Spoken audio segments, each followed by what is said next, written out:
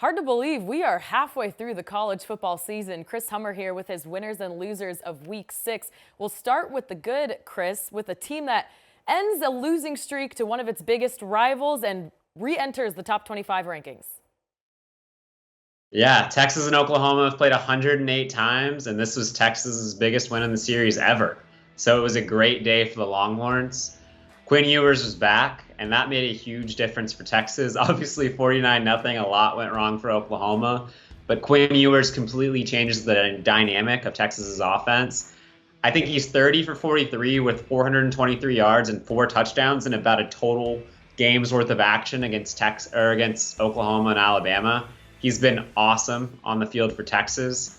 And Texas looks like a completely different team with him under center and with Xavier Worthy healthy. This is a Texas team coming off a big win against Oklahoma that could easily make a run to the Big 12 championship game. And for my money, at least right now, I would argue they might be the favorite. All right, your second winner of the week. We got a basketball school that's still throwing down on the gridiron. Yeah, Dorian Thompson-Robinson is playing like a Heisman Trophy candidate for UCLA. It's been a long road in his career. At one point this offseason, UCLA looked like it would turn the page from him and bring in Dylan Gabriel. That didn't happen. Dylan Gabriel obviously ended up at Oklahoma, but it's worked out well for the Bruins.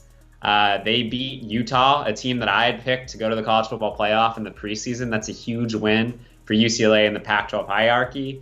They have Oregon coming off a bye in 2 weeks, and if UCLA can win that game, they have a very easy path to the Pac-12 championship game. It's taken Chip Kelly and UCLA a little bit to get going in his tenure, quite a few years actually. But they seem to really have things working, and UCLA is playing its best football in years.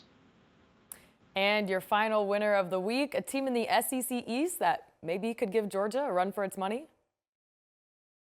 With the way Tennessee's putting up points, I wouldn't put it past them. This Tennessee team looks really special. When Josh Heupel came in, the one thing I thought Tennessee could do was score, and they've done that in bunches, but they've done everything else really well as well. Tennessee's 5-0 for the first time since 2006. But it's not just that. They are destroying people. Tennessee has the 4th best average scoring margin in the country.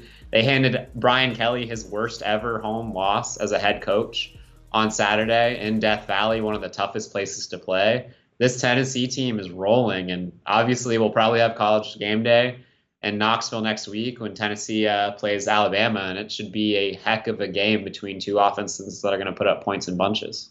Yeah, Tennessee hasn't beaten Alabama since 2006. You have to think this might be the time. All right, halfway through the season, we still got some teams still trying to find their way, still trying to find some consistency.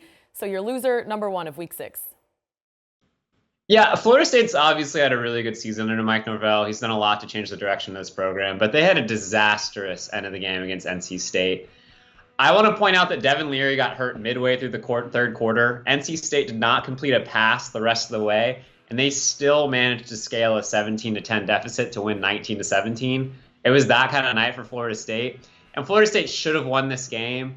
They had the ball deep in NC State territory with like 30 seconds left on the clock. And then for some reason on 2nd and 8, Jordan Travis threw a deep pass into the end zone on the left side that was intercepted. It was a questionable call from Mike Norvell. It was a questionable pass from Jordan Travis, and it cost Florida State what should have been a victory. Florida State's got Clemson next week. They could easily lose that one. They started out 4-0. There's a real path for Florida State to be 4-3. And this game is going to really loom large for Florida State in the direction of its season. All they had to do was just run the clock out and knock in the chip shot at the end of the game. All right, loser number 2.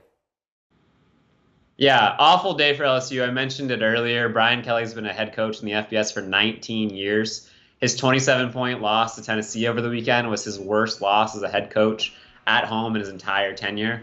It was that kind of day for the Tigers. Brian Kelly said at halftime his Tigers had been outcoached, and that's not what you want to hear from your $10 million a year coach. LSU did pretty much everything wrong. They fumbled the opening kickoff. Tennessee scored right away. They were a mess on special teams. They couldn't convert any 4th down opportunities. They couldn't run the football. LSU's really rebounded nicely from that season opening loss to Florida State, but this was a step in the wrong direction for the Tigers. And the schedule only gets more difficult in SEC play. You'd like to see a little bit more from LSU and from Brian Kelly at this point in the season. And your final loser of the week, we had a heartbreaker in the Pac-12 last night. Yeah, bad beat of all bad beats if you had Stanford on Saturday night. Trayshawn Harrison for Oregon State made an insane touchdown grab at the end of the game. I think there were 17 seconds left. All Stanford had to do was make that tackle, and they were going to win that game. Instead, Oregon State goes on wins the game with their backup quarterback in play. It was a disastrous loss for Stanford. Stanford's now lost 10 straight games against FBS competition. It's been a painful couple of years for Stanford, and it doesn't look like it's going to get any better. You would like to see more from David Shaw and his staff at this point. They've had a couple of years to get this turned around, and it feels like it's still sliding in the wrong direction. Stanford's 1-4, and I don't really know if it's going to get any better this year.